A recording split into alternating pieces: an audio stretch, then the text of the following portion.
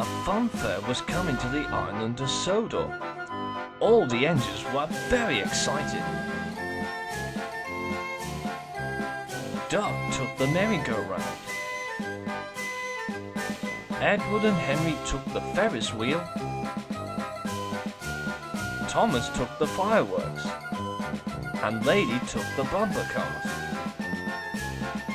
But there was the most excitement of all. There was going to be a special visit from the Chinese dragon. That evening, the Fat Controller came to see Percy and Toby. "You will collect the Chinese dragon when it arrived at Brendam Docks," he said. "But while you are waiting for it, you and Toby would help Salty tidy up the quayside."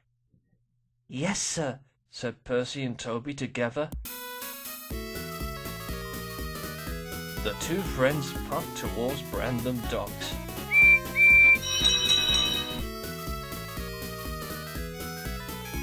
Soon they arrived at Brendam Docks. Salty was there waiting for them. "Ahoy there, me hearties," he hooted. "Here for the Chinese dragon, are you?" "Yes," said Percy, remembering the time he got scared by the Chinese dragon. "Well, that dragon reminds me of an old tale of a sea monster." "What's that?" asked Toby. "A long creature that used to slither in the sea near Brendam Bay," said Salty. "No one has ever seen it. They used to call it the Monster of Brendam." "Oh, Salty," interrupted Cranky. "Don't give them any ideas about monsters. There's no such thing." "I think Cranky's right," agreed Toby. "Besides, we are here to tidy up the quayside." But Percy and Toby didn't know that Arry and Bert, who were collecting scrap, had heard Salty's tale about the Monster of Brendam, and it gave them a naughty idea. Soon the engines were busy pushing and pulling trucks into their proper places.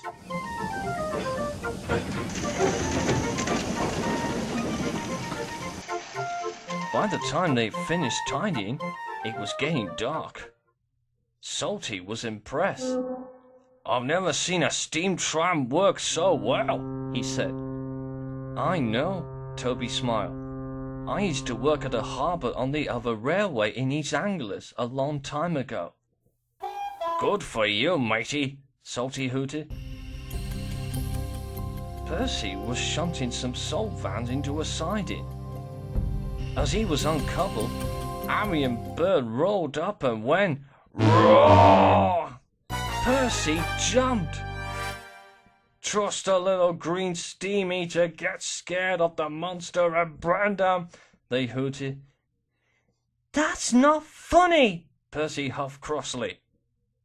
But the diesel laughed. Then the dock manager came to see him. "The ship with the Chinese dragon in it is about to be docked," he said. "You and Toby must collect it right away." Percy was pleased that the dragon is here, and had an idea to teach Arry and Bert a lesson. Toby was telling Salty about his old days at the harbour on the other railway, when Arry and Bert hooted loudly. "Don't let the Monster of Brendam get you, old-timer!" Toby was cross. "Don't worry, Toby," said Salty. "They will soon get their comeuppance." "And so they will," said Percy. "What do you mean?" asked Toby. Percy told Toby and Salty that the Chinese dragon had arrived, and his idea to teach the diesels a lesson. "Oh, Percy, you are clever," chuckled Toby. Later, Arry and Bert had collected some scrap to take back to the ironworks. "Your trucks are ready now," said the shunter. "Yes, sir," said Arry and Bert, and they set off. As they rode through the docks, it was very dark and quiet. Arry and Bert looked around. There was no sign of Percy or Toby or Salty. But then they heard a strange noise.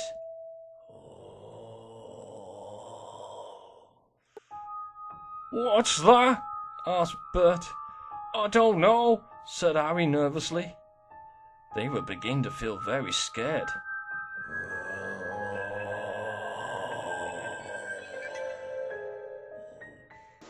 Suddenly, they saw a glowing creature appear from the shadow. "It's the Monster of Brendam!" they cried, and they raced away as fast as their wheels would let them. They didn't stop until they got back to the ironworks. "The monster is after us!" Then Percy and Toby popped out from the shadow with the Chinese dragon, and Salty, who was behind the flatbeds loaded with pipes, making roaring noise. "Thank you, Salty," said Percy. "No problem, matey," hooted Salty. "That will teach them a thing or two. And the Monster of Brendam is not real at all. It was just something I made up." "That's all right, Salty," said Percy. "I don't believe in any monsters anymore." Salty was amazed, and Percy and Toby set off with the Chinese dragon.